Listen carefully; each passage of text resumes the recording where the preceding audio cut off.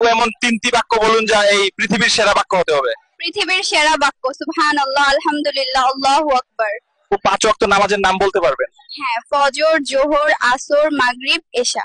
এশা নামাজ কত রাকাত? 17 রাকাত।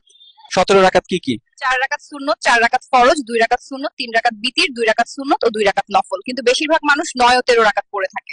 আপু নামাজ পড়ার সঠিক নিয়ম কি বলতে পারবেন?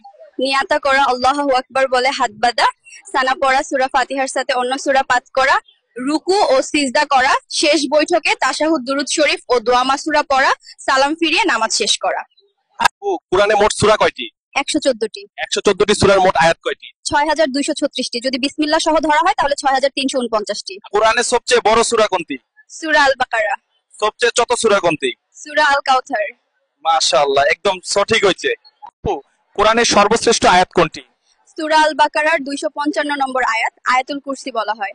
আয়াতুল কুরসির ফজিলত কি কি? প্রতি ওয়াক্ত নামাজের পর যে ব্যক্তি আয়াতুল কুরসি পাঠ করে সেই ব্যক্তি ও জান্নাতের মধ্যে মৃত্যু কেবল বাধা হয়ে থাকে।